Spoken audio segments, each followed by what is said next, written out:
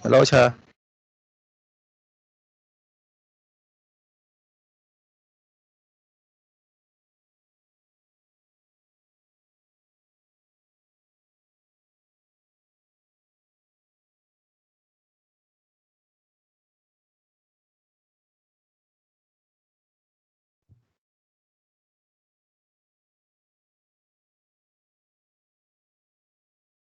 Yes.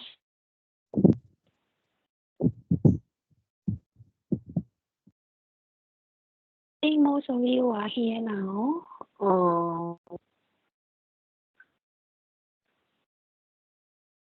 Because we have a lot to cover today. I don't want to uh, waste a lot of time. So can all of you go back to the lectures now, and we will look into the resolution.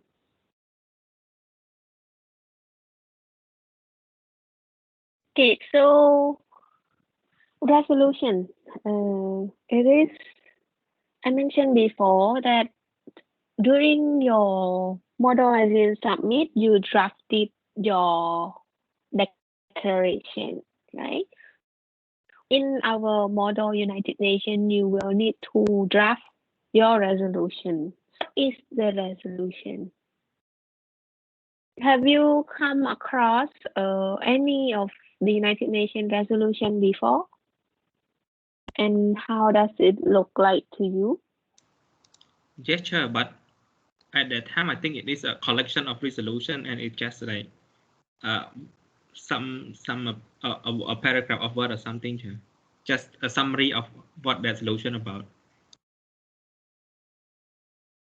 I saw the summary of the resolution, but not really the resolution, is it? Yes, sure. Not the detailed one, just the summary, sure. Because I look at the just want to see a summary of that solution, sure.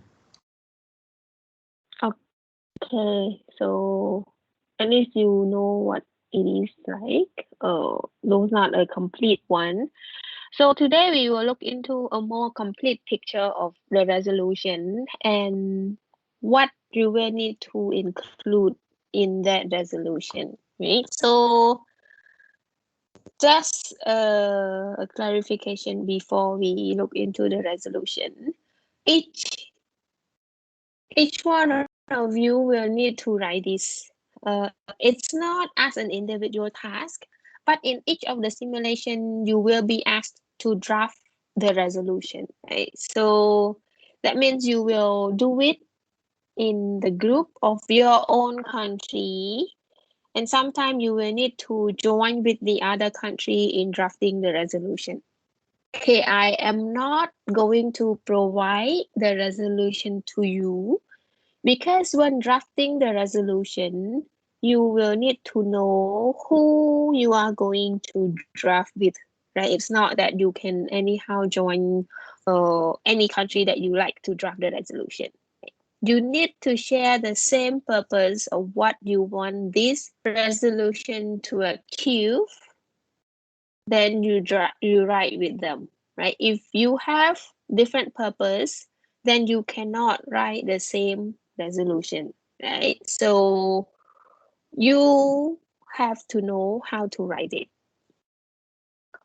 So the resolution is basically a long sentence, right? One of your friend mentioned just now that it is the sentence, it's a wording that used to state a position or suggest an action on a particular subject, right? In your position paper, you explain your position, your country's solution to the problem, while the resolution mainly focus on the coordinated action among member states that draft this resolution, right? It is the suggestion on what. So focus is on what you should do. Collective members of the United Nations, right? There are generally three essential components of a resolution. When you look into the whole resolution, of course, it is just one same document. But when you write it, when you draft it, you have to really look at it separately from the heading to the preambular clauses to the last one, which is the operative clauses. Right? In your declaration, you have the ending, right, which normally is the signature of all the member states. While in the resolution, generally there is no ending at the end with the signature. It normally will end with the operative clauses, right? And the heading of the resolution and the declaration are also different. That is why when the first glance of the resolution and the declaration, you already know, right? Without them telling that, okay, this one is declaration, that one is resolution, you can see through the format as well, right? So in the heading, which is the first part that you will look at in the resolution, it includes the name of the committee, council, or group to whom the resolution is being proposed, right? Because there are different organs of the United Nations. Some of the resolution is issued under the United Nations Security Council, while some are issued under the General Assembly, right? So there will be the name of the committee for you to see which organ of the UN this one is coming from. Okay. Then there is also specific author by either country or the title. This specific author is generally appearing in the draft resolution, but not on the final resolution. Okay. So here you hear the resolution and the draft resolution. What country draft what you write with the other country before it is passed by the whole council is called the draft resolution, right? It is the draft. Only after it is voted by the council that we call it as the resolution. Okay, so there's a draft before we vote on it, and there is the resolution after we vote on it. Okay, then they also include the date, the topic area of the resolution, and the UN identification number of the resolution. Right, so I include there a brief look into the heading of the United Nations Security Council resolution, which you see there, Security Council. On the top right of the page, you see the S slash RES slash 2510 2020. So in that place, S represents Security Council, right? So you see there S. While if it is the resolution under the United Nations General Assembly, you will see A instead of S. So S there represents Security Council. It is RES, which means the resolution. 2510 is just the number of this resolution, and in the bracket is the year. Okay, so the distribution is general and the date. There is also the resolution number once again in the heading, and also it says they adopted by the Security Council at its 87 22nd meeting on 12 February 2020. So that just tell us when this resolution was issued or was voted on by the member state. So that is basically the heading, while the following parts are more important. The first one is the preambular clauses. Okay, can anyone tell me what the preambular clause is about and why do we need it?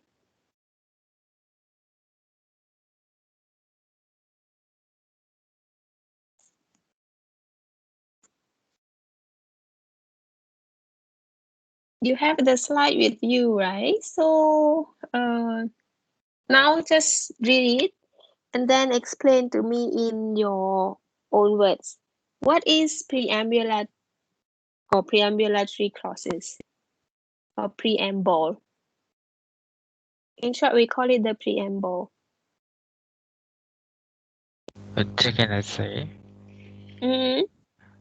A preamble clause refer to past action or effort or past solution or declaration on the issue. So express it includes the expression of concerns on the matter. Is it right? Okay, express concern of the matter. Okay, thank you. What else?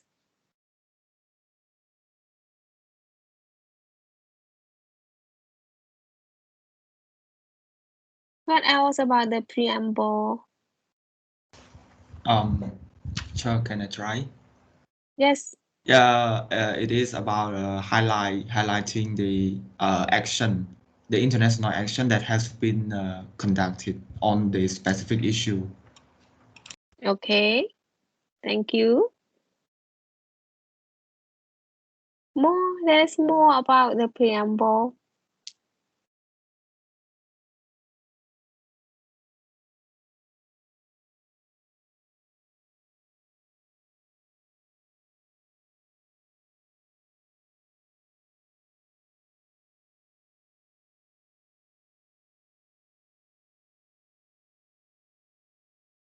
No?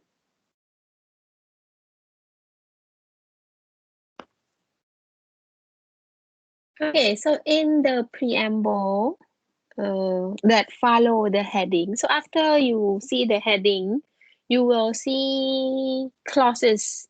It can be few in some resolution.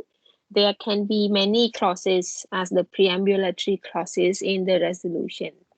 In the preamble part, those clauses are written to tell the reader what we have done before, right? And normally in the preamble, we will try to really show why this topic deserve attention of everyone, right? Deserve attention of all the UNSC members, deserve attention of the world, right? So we try to also explain why we are addressing this topic. Is it because there are few members in this council that have high interest in that issue, or because this issue is in fact a very urgent one, right? In the preamble as well, they normally highlight the past action.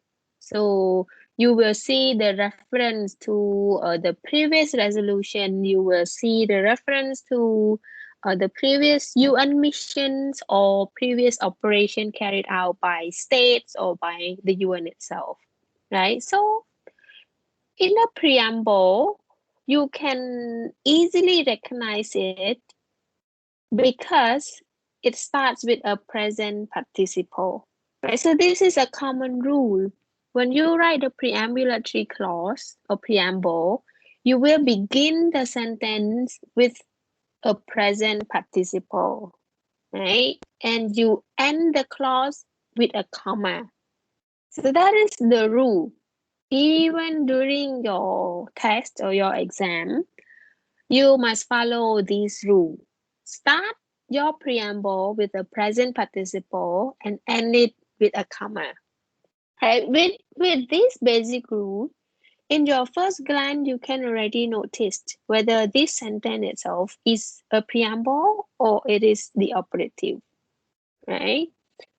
So within this preamble, you will be able to refer to the UN Charter. You can refer to the past action, as I said, or the resolution, or report, treaties, convention, or any other laws, if there are any that related to this problem.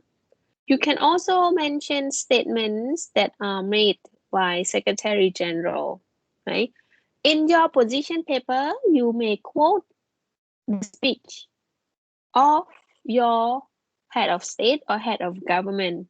While in the UN resolution, if you want to quote to prevent the bias perception from member state, generally we quote the statement of the Secretary General, right? And you can also make general statement on the topic as well. There are quite a lot of the commonly used phrases that you can begin your preamble with. So I include there, for example, affirming, alarmed by, fully aware, having devoted, having studied, or deeply concerned, deeply regretted. So you can pick any one of these words to begin your preamble or preambulatory clause, but I want you to actually pay attention to the word that you use, because when you pick one of these words or these phrases, remember to make it consistent with the sentence that follow. Okay, so for example, you can't say that approving the violence act exercised by the military regime in Somalia, right? So you pick the phrase approving, but then the content that follow it does not seem to show the reality, right? So choose carefully the word that you want to use and make sure it actually fit with the sentence that you write after it. Okay, so that is the preamble. The example here, you see that recalling its resolution 1970 or 2011 and all its subsequent resolution on Libya, including resolution 2259, 22 or 2486 and the statement of its president. Okay, so this one, the first preambulatory clause, you see that okay, this resolution is about situation in Libya because it refers to the previous resolution on this case as well, right? And reaffirming strong commitment to sovereignty, independence, territorial integrity, and national unity of Libya. So this is just to reaffirm the commitment of the United Nations as a whole. And then it also included the past mission of the United Nations in that country and expressing concern, right? And trying to really show why the case of Libya deserve to be discussed in the UNSC. Right? So that is the common clauses in the preambulatory clause. Any question?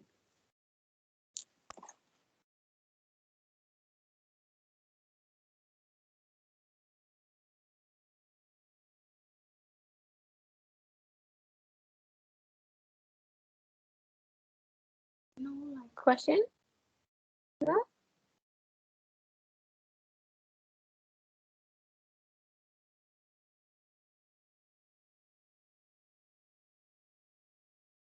Okay, no question, then the operative clauses. So first part, the heading, second part, preamble, and the last part of the resolution is the operative clause. Right. So what makes operative clause different from the preambulatory clauses? Can anyone tell about this?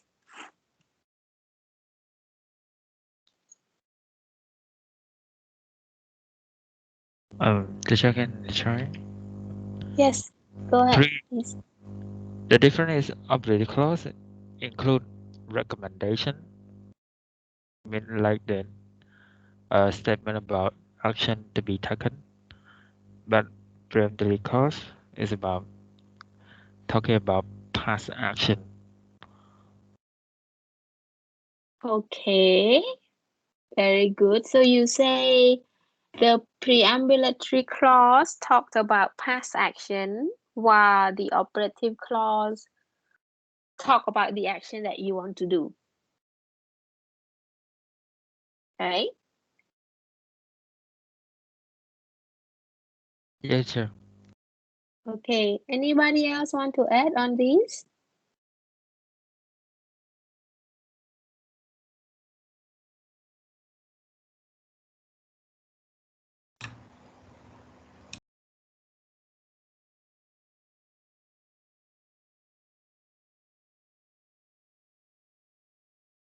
No?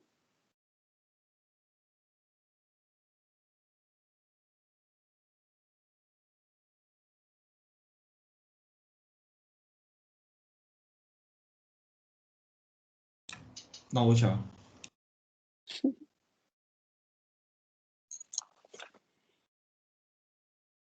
It seems like no one want to talk much today.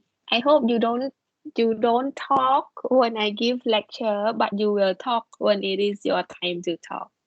Okay, so operative clauses is actually telling the reader what the resolution is trying to achieve, right? It tells you what are the what are the actions that all the members of the UNSC in our first simulation want to get done, right? How to solve the problem, right? Basically, operative clause will tell us, will tell the country what to do about this problem, right? It begins with a verb. Okay, remember this. The operative clause is something about the recommendation on the solution to deal with the problem, and it begins with a verb with S. Okay, don't forget the S. The operative clause can include calling for action on the part of member states. It may make a statement of policy that you wish to follow. You can recommend to create a new committee, a new commission, or other group. For example, if you want to solve the problem in Myanmar, let's say, and you feel that ASEAN has no capacity in intervening in member states' affairs. Therefore, you believe certain committee headed by third party should be formed so that the issue in Myanmar can be discussed. So this can also be part of your recommendation as well. You can make it in the operative clause. Or you can suggest that the UNSC or other UN organ should take part in solving the problem. Other thing, you can provide instruction or suggestion to the Secretary General to do something if you feel that he has the capacity to do so and his involvement will be able to help solve the problem, then you can also assign the task to the Secretary General. And you can also set a time frame for additional action. For example, if you say that you are trying to now solve the problem in Myanmar, but let's say that the action that you propose or the recommendation that you propose, if it is not working within a period of 2 years, let's say, then you may want to propose another activities, right? So in your resolution, you can also set a time frame for this resolution. Let's say after 2 years, if none of these recommendation actually works, then you may try to reconvene the session on the same topic or something else, like creating the committee or doing another task. So there are different ways of how your operative clause can be formed. Then there are also the commonly used phrases for the operative clauses as well. As I said, it begins with the verb, but don't forget the S. It can be accepts, affirms, approve, calls on, condemns, designates, further reminds or trust. So again, the same as the preamble, choose the word carefully, right? Make sure it fits with the sentence that you want action to be taken. Okay? You do not affirm violence, for example. You may want to encourage mediation or negotiation. So make it flow, right? Flow correctly from the verb that you use with the rest of the sentence. Here is the example of the operative clauses. Number one welcomes the Berlin Conference convened on 19 Jan 2020 and emphasizes the vital importance of making progress toward political solution to end the conflict. Right? Or you can endorse the previous document which you think it worked, right? It solved the problem. You can endorse it again, or as we said earlier, if you feel that Secretary General can do something, then you can also request his participation, or you can create certain commission or committee. For example, here number 4 welcomes the nomination of representative of the 5+5 Joint Military Commission and so on. Right. So here is just one example of how the operative clause is written in this resolution. Okay. Any question on the drafting skill, which today we cover the position paper and the resolution. Any question before we move forward?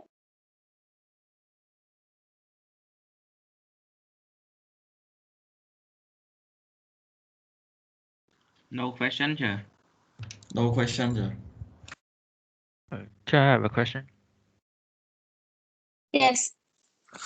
Operative clause, when we write, we have to make sure it in line with our country interests as well, right?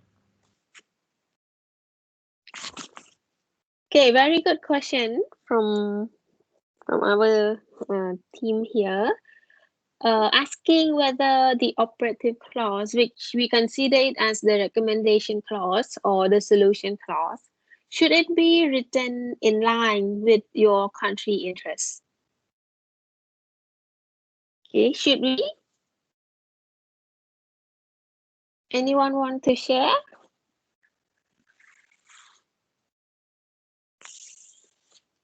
Okay, when you draft your declaration, do you still remember how it was drafted?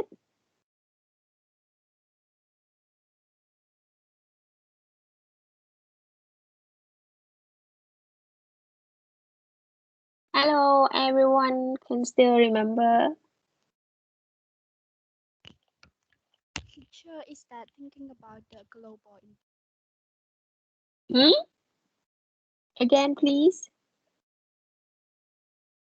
is that about the global impacts?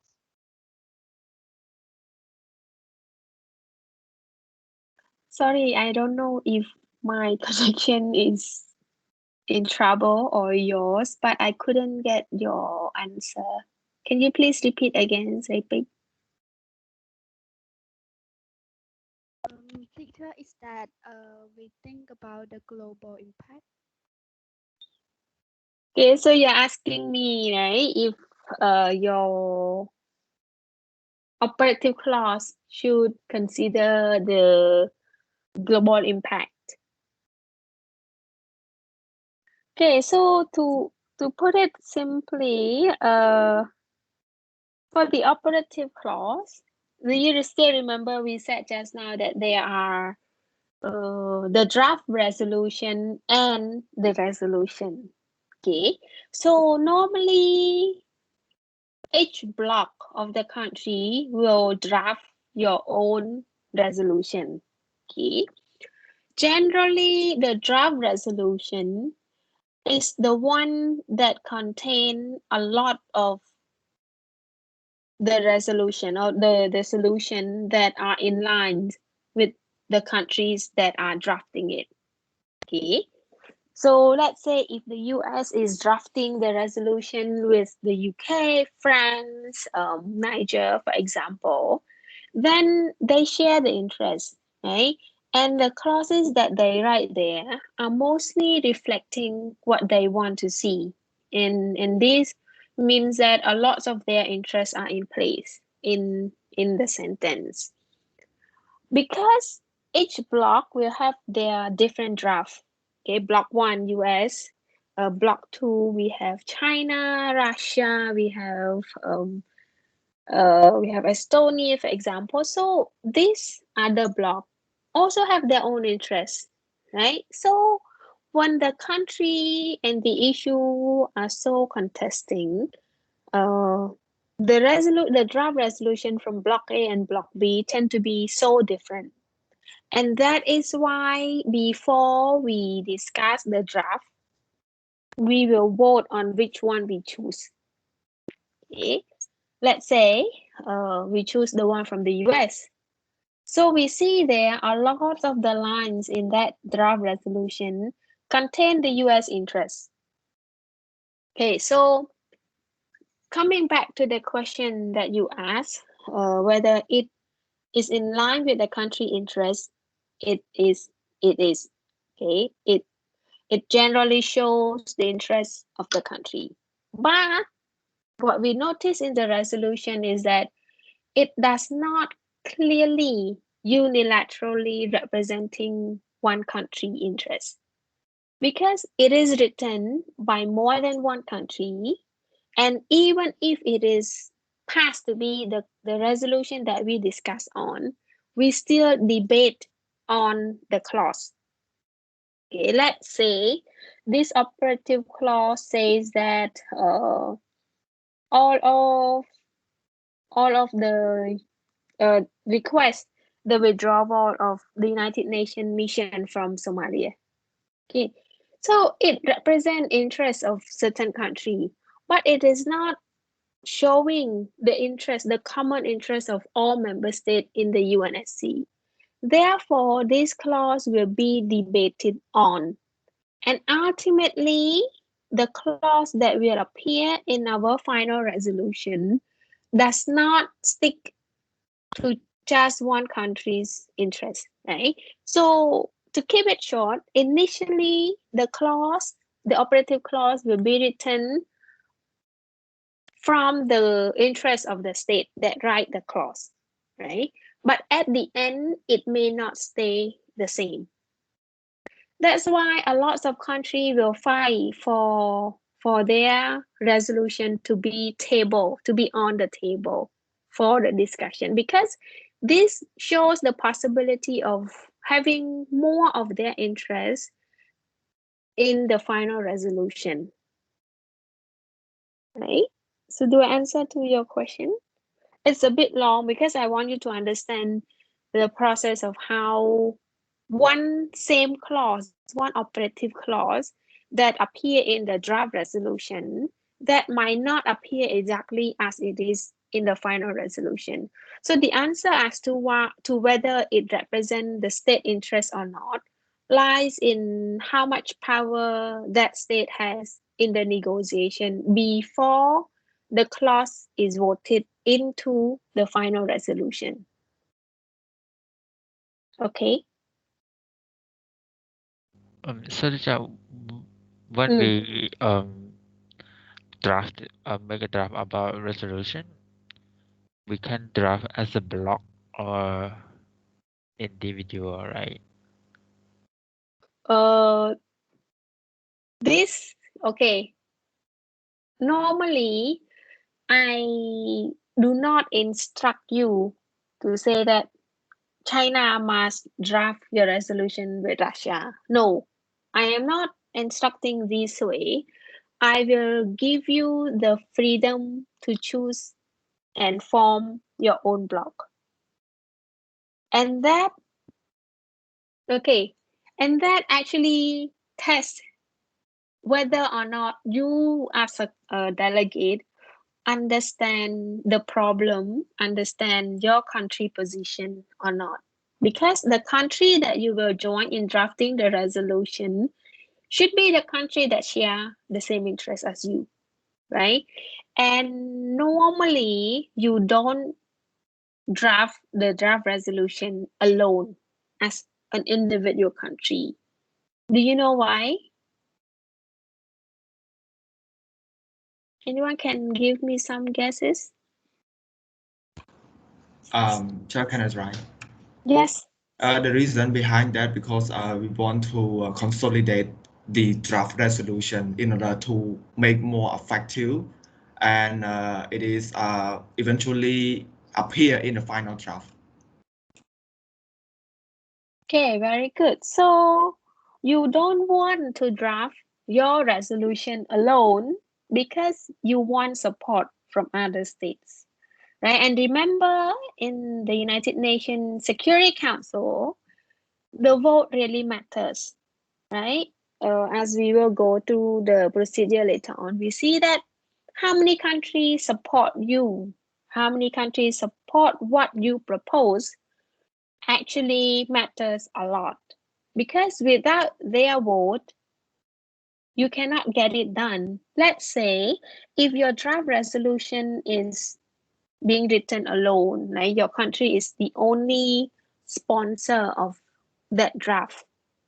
Then what happens if you want your draft to be on the table for discussion when you are just the only writer, right? So the more country you can gather to draft resolution with you, the more possibility that this draft resolution can be put for further discussion, right? So it's not yet passed, but at least it is there for you to work on rather than just not being chosen as one of the resolution to be discussing. Okay, so short answer, you will draft with other countries, but what countries, that will depend on you. Any more questions?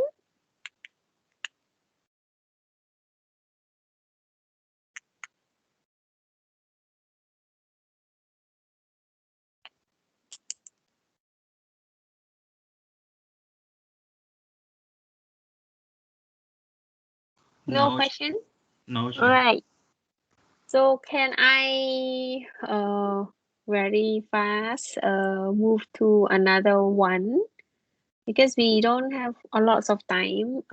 We will rush a bit today. The following one will not be so much about content, but today let's look into one more, which is the point and motions, and also the rule of procedure.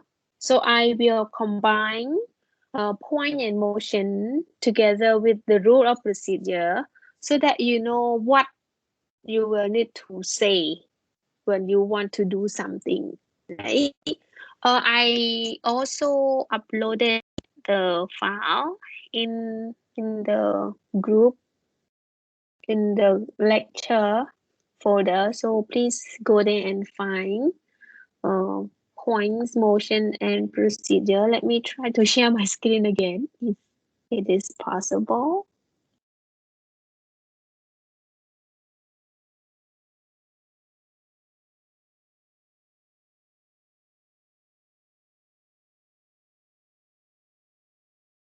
Okay, still cannot. So, do you have the file with you now? Point, motion, and procedure.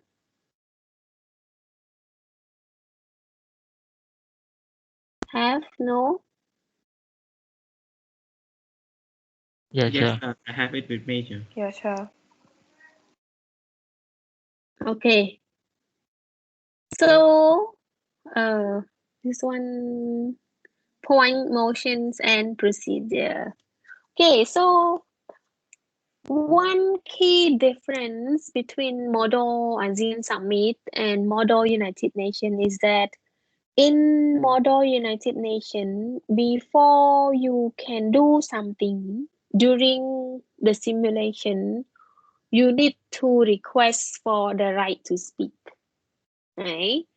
And that request can be done in different ways. You either raise the points or you raise the motions. They are different. Points are different from motions, right? But what do we mean by points? It is not the points that you are given as the score, right? When we say that it is a point in the model UN, of course, this is the keyword. So the point is a request, right? Request by whom? A point is the request by delegate, by you, right? If you request for information or for an action relating to other delegate or other delegation, it is considered to be a point. So point to remember it, point is a request, right? But this request is the request that is made by you for other delegate to do something. Okay, so this is the easy way to remember point. Point is a request that you make, but this request target the other delegate to do something, right? So point will allow you to suggest if the rule is misused. It allows you to ask questions about the rules or the work that the committee is doing, or to ask questions to other delegate or delegation. Okay, so just remember that point is a request that is made by delegate for other delegate to do something or for him or herself to do something. For example, during the simulation, you may raise your play card and request for point of order. Okay, when you say that you are requesting for point of order, you are telling the whole committee, the whole discussion, that the council is proceeding in the manner contrary to the rule, or in fact, we are proceeding against the rule, right? That is when you raise the point of order. Right? You raise the point of order when you see that the rule is being misused, or you see that the chair has made an error, right? So if you want to raise the point of order, you simply raise your play card and say that, for example, delegate from the United States of America would like to raise the point of order. So you just say like this. Everybody will know that, oh, okay, perhaps someone break the rule, right? So just say the point of order and it already means something, right? Instead of saying that, okay, delegate from Saint Vincent and the Grenadines is breaking the rule, you can just say, you are raising the point of order, right? And then the chairperson will decide whether you can elaborate further what kind of error is happening, or he can just say that, he knows, or that the rule is being misused and he will correct it, right? So whether or not it is passed or it can be explained further by delegate, it will be decided by the chairperson. Okay, so this is the point of order. Question?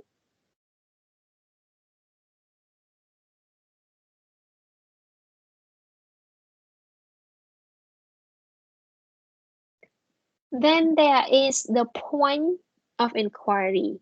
Right? So in the meeting, we will be using a lot of points and motions. So make sure you know what they are, right? What it means. When you raise the point of inquiry, or the long form is point of parliamentary inquiry, you mean that you want to ask for something that is related to procedure, You want the chairperson to clarify it. Okay, so let's say you do not understand why the chairperson is trying to end the debate without voting on it. Right? If you want to ask that the chair explain why this procedure is not running in order, you may raise the point of inquiry. You just raise your placard and you say that you would like to raise the point of inquiry. So just say this. We know that you are targeting your question to the chairperson. Okay. What the other one, point of information, you use it to pose question to the other delegate. Okay, do you see the difference here? The point of inquiry, you as delegate is asking a question, but your question is for the chairperson to answer to you. Okay, that is point of inquiry. While point of information, you are also the one asking for information, but you want the other delegate to answer to you, not the chairperson. In fact, point of information is the most used point during the simulation because it allows you to ask questions to other delegate. So instead of saying, chairperson, I want to ask question, formally you will say that you would like to raise the point of information. Okay. When you say that you want to raise point of information, everyone will understand that, oh, you want to ask question to the other delegate, right? So we know this. And if you raise the point of information, the decision to answer your question will depend on the one that you ask the question to. Do you get this? For example, if delegate from India is raising the point of information toward the delegate from Mexico, let's say, right? So delegate from India will say, delegate from India would like to raise point of information to delegate from Mexico. Then you ask your question, right? You can ask Mexico to clarify why Mexico support the military to still continue to be in power, let's say, while you disagree to this. So when you raise point of information to Mexico from India, Mexico can decide whether or not this question is valid or whether he will want to answer this question or not. That is in reality, right? If one delegate from a country asks question to others, the other country has the right not to answer the question. Okay, but in our case, because we all want to learn, when country receive a question, you must answer. Okay, you cannot say that I don't want to answer this question.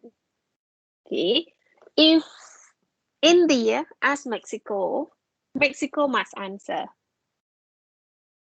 Okay, there is no choice for you not to answer the question by yourself. However, there are exceptions. Let's say delegate from India is asking a very insulting question to Mexico, and Mexico do not want to answer. Then Mexico may explain to the council, to everyone, why Mexico cannot or do not want to answer this question. Okay. first option. If the question from India, in this case, is not a valid question to ask. Right? And second, you have the right not to answer it if I also see that the question asked to you is not really a question that is relevant to what we are discussing. Right? And generally, if that happen, I will stop the country from really asking the question to the other country if it is not relevant. Right? So don't worry about receiving an irrelevant question, because if it is the case, you will not be forced to answer, but always be prepared to answer the question. That's why I say you have no choice to not answer the question. The question asked, you must answer. Okay, question?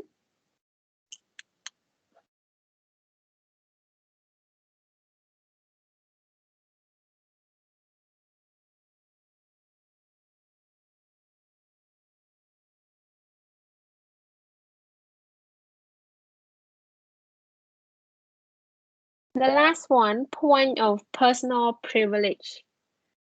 As the sentence tells you, it is something related to privilege that you have as a delegate, right? It is used to inform the chairperson of your personal discomfort, right? Or something that stop you from participating in the discussion. For example, point of personal privilege, let's say that you cannot hear what the chair is talking, right? Or the volume is too high and it is hard for you to accept this. So as a delegate, you have the right to request for point of personal privilege, right? And it is something that is granted to you. You can request it whenever you want to. Okay, if something that you feel, if these do not stop, you cannot continue in the discussion. You can request for this to be changed through using your point of personal privilege. As I said, it is your privilege to ask for point of personal privilege, but that doesn't mean that you should always use it, right? Because when you use your point, your personal privilege, you have to interrupt the discussion. You have to interrupt other speakers. So, if possible, do not use so often your point of personal privilege, right? You can use, but be considerate when using your point of personal privilege. Okay, so so far, I only bring to you 4 different points, and these are the ones that we commonly use in the model UN. There are many more, but to avoid confusion, remember all these 4. So, point of order, point of inquiry, point of information, and point of personal privilege. They are all different. Okay. Point of order you raise when you see that something is going wrong, or the way that you can easily remember it, the point of order is that one thing is out of order. You raise point of order. Okay. When you want to ask question and you want the chairperson to explain to you, then that means question from delegate to chairperson, then you raise point of inquiry. Okay. But if you as a delegate want to ask question to the other delegate, then you use the point of information. And last but not least, If you want to use your privilege, or then you can ask for a point of personal privilege. Okay, understand this? Any question you have?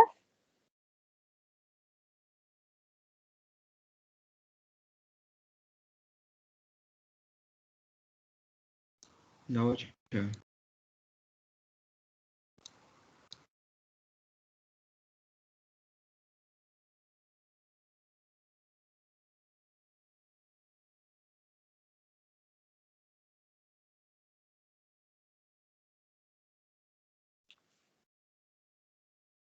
No question?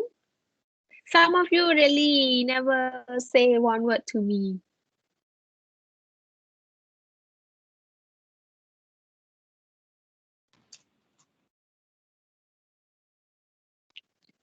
Then I don't know if I'm going too fast or if what I presented is understood, if you actually have question that you do not want to ask or what.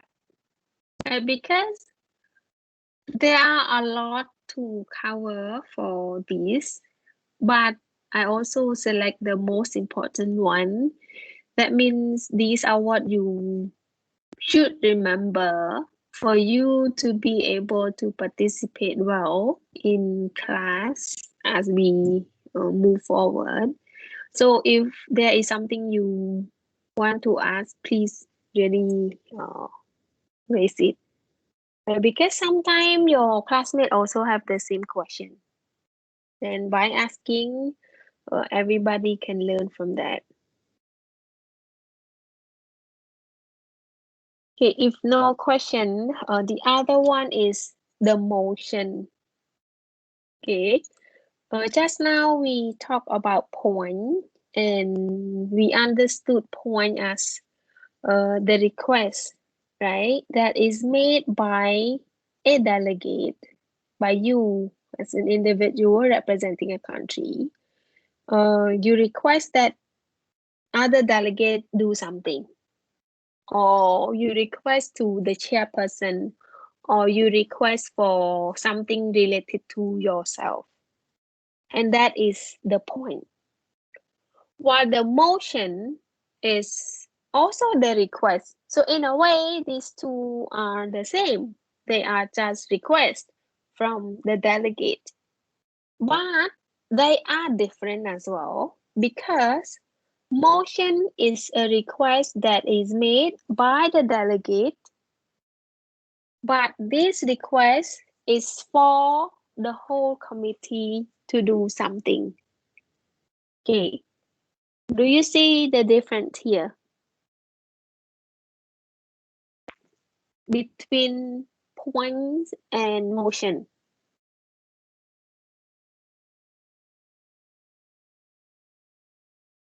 You see different? Yes, Okay, what is that?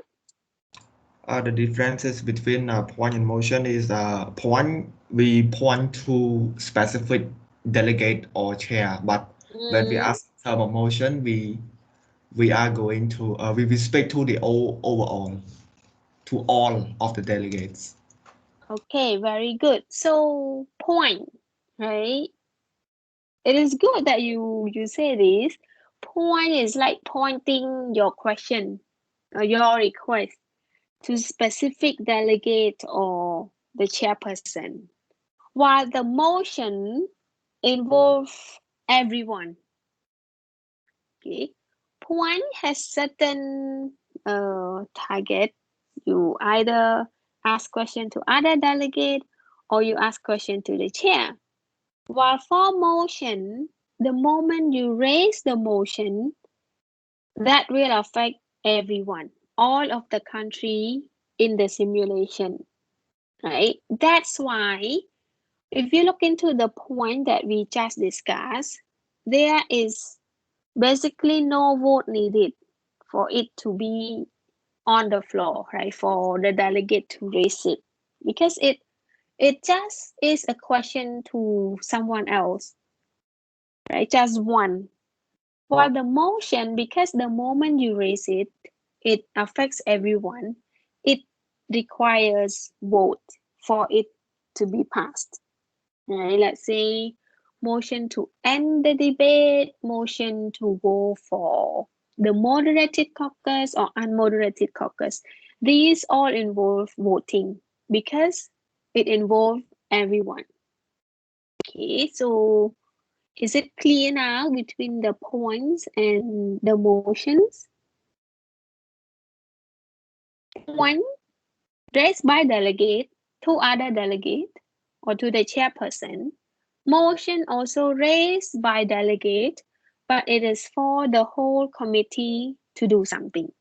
Okay, so very short, very easy to remember as well between point and the motion.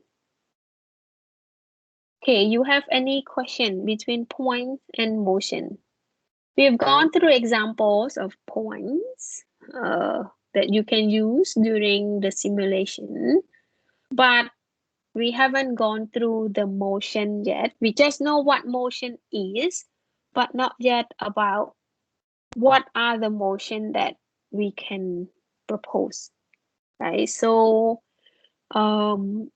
because there are quite a lot of motions, and I insert those motion into the procedure so that you can remember what type of motion to use for when, right? Because the procedure is quite long, and before we move from one to another, we need to propose the motion. So it is important that you know in which procedure or in which stage what kind of motion you can use, right? And we will continue with the procedure together with specific motions next week, because I don't want to stop in the middle. It can be confusing to you.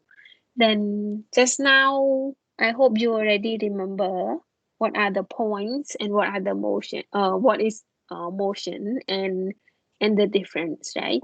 So by now, please remember and understand what is point and what is motion. In the following week, we will move into what are the motions to use in which one of the stage in the procedure of the whole model United Nations. Right, so if you have any question in regards to the drafting skill on position paper, resolution, and also the points and motion, please ask now so that you can clear your doubts before we end the class.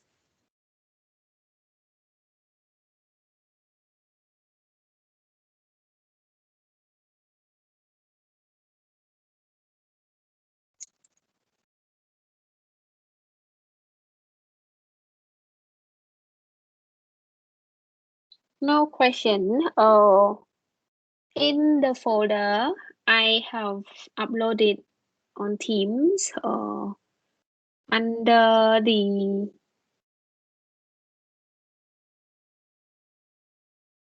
in the file. So if you go to files, you can look into the class material. You will see the model UN glossary. Okay. It is your homework. It is the list of the vocabulary for model UN. There are quite a lot of them. So, but they're very short and quite entertaining also.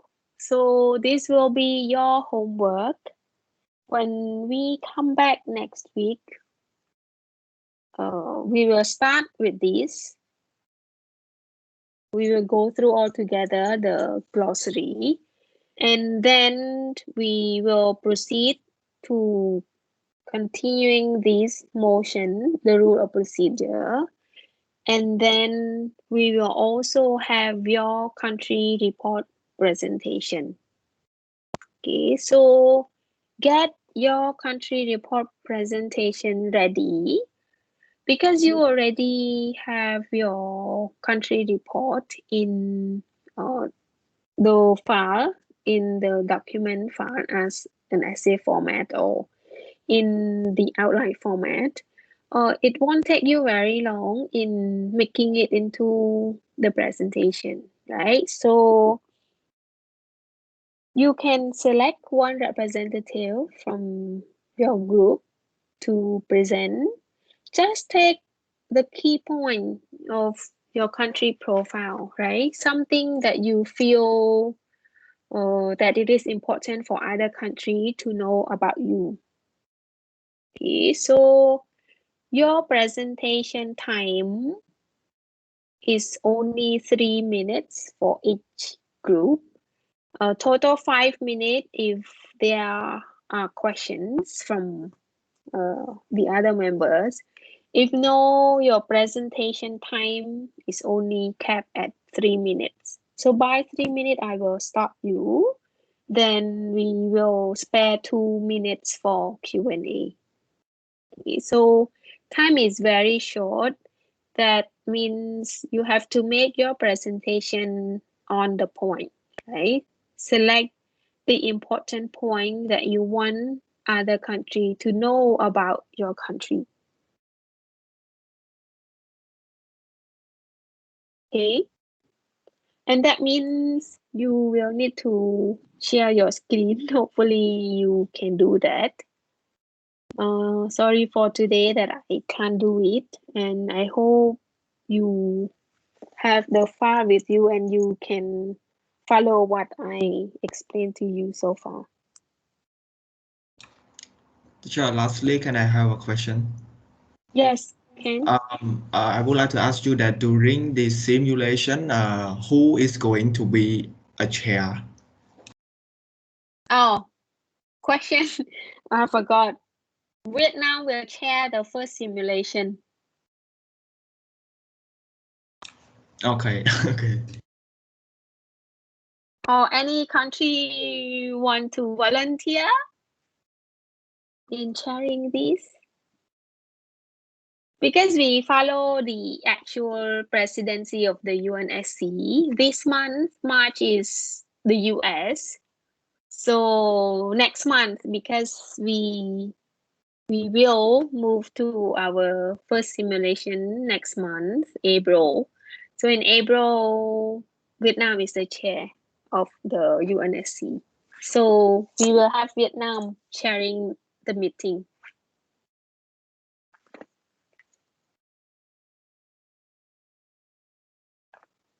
Another question? Teacher, I have one. Like Yes. when we, for example, we don't know like 3D, like some certain 3D was signed, so we can point the question to the chair, right? Sorry again, please. Like for example, during a deep discussion, and Mm, some delegate have question regarding like wondering what 3D like was signed or like NPT for example. So we can point that question directly to the chair to ask for clarification. no. Okay, so let's say if it is about content, right? You cannot ask the chair. You can ask the chair, you can use your point of inquiry, meaning you ask question to the chair, only something that is related to the procedure of the meeting. Okay, while for the content, okay, in reality, we expect that you, as the representative of the state, you know those necessary thing about the discussion, right? But in our case, if you have any question, you can ask me, right? Or let's say if the other country is raising that NPT, for example, and then you want that country to clarify for you, then you can also raise a point of information to that country. Okay, but make sure that what you ask to that country is something that is relevant to them, something that they raise and you don't understand. It is not that, oh, because you haven't read about it and then you don't understand, you ask them. No, right? But if you have any question that you want further explanation, you can ask me. Clear teacher, thank you. Okay, anything else?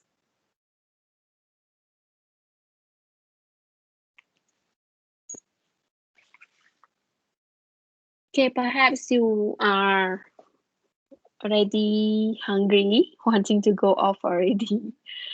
So I won't keep you long, but make sure you do your homework on the Model UN glossary. No, don't treat it as a homework. Treat it as what to say. Something you uh, do in your free time. You learn something from it and do it before next week class. Also prepare for the country report presentation. And also if you have time, run through the lecture slide that I already uploaded on the motion and rule of procedure so that by the time I present it next week, you have some idea about it already. I will also upload some other reading documents to you, something related to the negotiation skill, the debate, the caucus, and so on these Microsoft Teams as well. So do take a look at it from time to time before the class next week. Okay, any last word you want to say?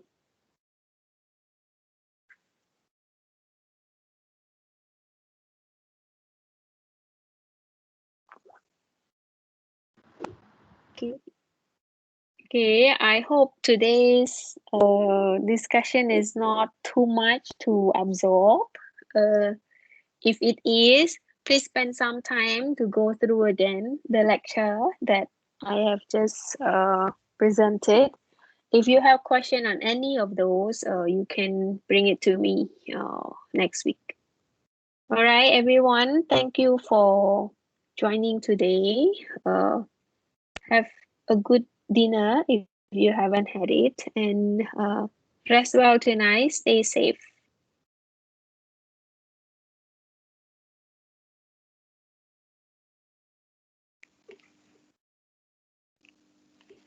Okay. Thank you, Cha. All right.